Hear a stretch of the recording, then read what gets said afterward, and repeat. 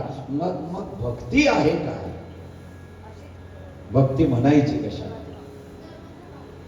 नीट लक्ष द्या श्रोतेनो. नित्ययुक्ता उपासते 12व्या अध्यायाच्या श्लोकामध्ये म्हटलंय भगवंताने, सगुण भक्ती योगामध्ये तू माझी नित्ययुक्त उपासना कर, मेरी याद हमेशा. म्हणून गोंदवलेकर परिवारांना होमवर्क देऊन टाकला ना, 5000 नाम तुमचे होऊ द्या. याच्यासाठी तुम्ही गुंतून राहा. मग काम करता करता, पोळ्या लाटता लाटता, स्वयंपाक करता करता मनामध्ये एकच विचार आहे, श्रीराम जय राम जय जय राम, माझं झालं पाहिजे, माझं झालं पाहिजे. 5000 जप मला. ही जी ज्या पद्धतीने नवीन लग्न झालेल्या मुलीच्या डोक्यात नेहमी पतीचे विचार असतात. मी नवीन बोललो बरं, साधारणतः 3-4 महिने तिचा आवाज कमी असतो, मान खाली असते, ग्लास देताना हळूचकन देते. मग याला वाटतं की आपण काय सुंदर बाहुली आणली, पण नंतर लक्षात येतं हा तर बाहुबली निघाला.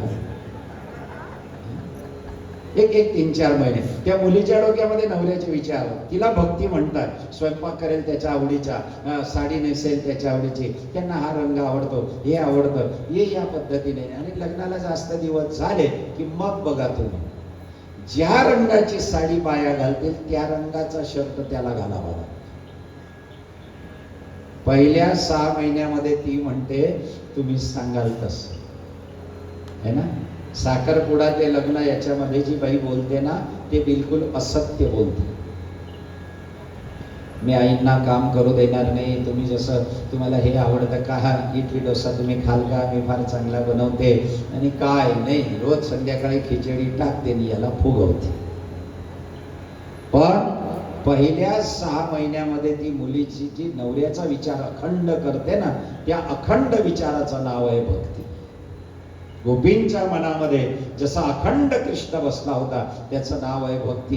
म्हणून भक्ती म्हणजे त्याचं नित्य स्मरण ठेवणे, हमेशा उसकी याद में रहना.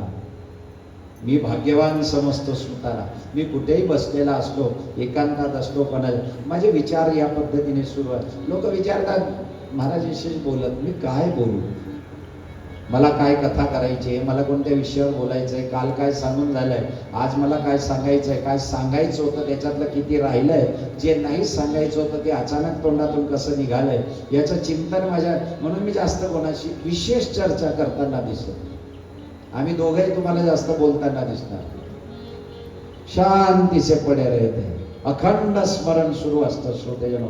हे हरी, हे भगवान, मैं मेरी मस्ती में रहता हूँ, अपनी धुन में रहता